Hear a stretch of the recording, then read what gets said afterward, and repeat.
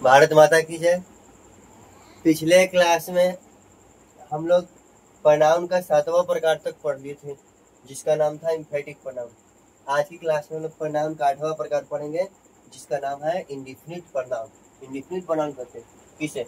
जिस प्रोनाउन का प्रयोग अनिश्चित व्यक्ति या वस्तु का बोध कराने के लिए होता है, उसे इंडेफिनिट प्रोनाउन कहते हैं। मतलब कि ऐसा प्रोनाउन जिसका प्रयोग अनिश्चित व्यक्ति या वस्तु का बोध कराने के लिए होता है। मतलब जिस व्यक्ति या वस्तु के विषय में हम नहीं जानते हैं, उस व्यक्ति या वस्तु का बोध कराने के लिए जिस प्रोनाउन का प्रयोग होता है, उसे हम लोग इंडेफिनिट प्रोनाउन कहते हैं। जैसे ऑल मतलब सभी, बोथ दोनों, मैनी बहुत, सम मीन्स कुछ, वन मीन्स कोई, नन मीन्स कोई नहीं, एवरीबॉडी मतलब कोई, एवरीवन मीन्स कोई, एनीथिंग कुछ, एवरीबॉडी मीन्स प्रत्येक, एवरीवन मीन्स प्रत्येक, एवरीथिंग मतलब प्रत्येक कुछ, नो बॉडी मीन्स कोई नहीं, नो वन मीन्स कोई नहीं, नथिंग मतलब कुछ नहीं, समबॉडी मीन्स कोई, सम वन मीन्स कोई, समथिंग मतलब कुछ। ये सब जो है इंडेफिनिट प्रोनाउन के उदाहरण है।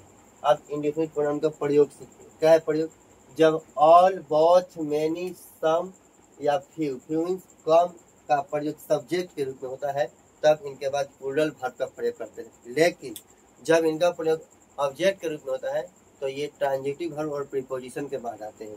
ये रहा हम लोग का जो है इंडेफिनिट प्रोनाउन, जिसका प्रयोग एक है। और भी प्रयोग है, पहले इतना नोट कीजिए, फिर आगे का प्रयोग बताते हैं। ठीक है,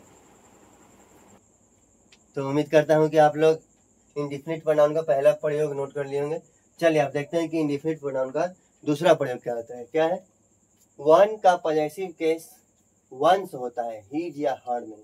मतलब कि वन एक ऐसा इंडेफिनिट प्रोनाउन है जिसका पॉजेसिव केस वंस होता है, न कि हीज या हर। अब तीसरा, जिस प्रोनाउन में बॉडी, वन या थिंग लगा हो और वह सब्जेक्ट का कार्य करे, तो उसके बाद सिंगुलर वर्ब का प्रयोग किया जाता है। मतलब कि जिस प्रोनाउन में बॉडी लगा हो, वन लगा हो या थिंग लगा हो और वह प्रोनाउन सब्जेक्ट का कार्य करे, तो उसके बाद सिंगुलर वर्ब का प्रयोग किया जाता है। जैसे एवरीबॉडी, देखिए बॉडी लग गया ना, तो इसके बाद singular verb has, everybody has come, प्रत्येक आ गए हैं। नो बॉडी हैज गॉन, कोई नहीं गया है। ही हैज नथिंग या ही हैज नॉट एनीथिंग, उसके पास कुछ नहीं। अब चलिए एक नोट है इंडेफिनिट प्रोनाउन के लिए। नोट क्या है? इंडेफिनिट प्रोनाउन के बाद ऑफ का प्रयोग होता है, और ऑफ के बाद प्लूरल नाउन या प्रॉपर नाउन को ऑब्जेक्टिव केस में रखा जाता है।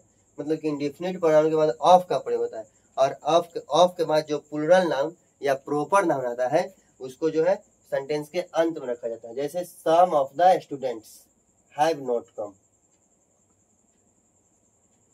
विद्यार्थियों में से या छात्रों में से कुछ नहीं है। I know some of the students, मैं छात्रों में से कुछ को जानता हूँ।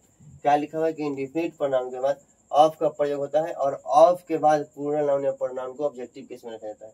मतलब इस ऑफ हो गया, ऑफ के बाद जो भी नाउन आएगा, चाहे वो प्लूरल नाउन या हो या फिर वो प्रॉपर नाउन हो, वो ऑब्जेक्टिव केस में रहेगा। ठीक है, तो यही हम लोग का इंडेफिनिट प्रोनाउन खत्म हो गया है। जल्दी से इसको नोट कर लीजिएगा। ठीक है, चलिए नोट कर लीजिए इसको।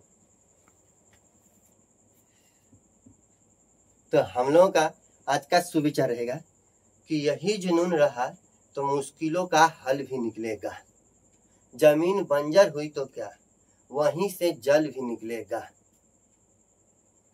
न मायूस हो न घबरा अंधेरों से मेरे साथी, इन्हीं रातों के दमन के बाद सुनहरा कल भी निकलेगा। धन्यवाद।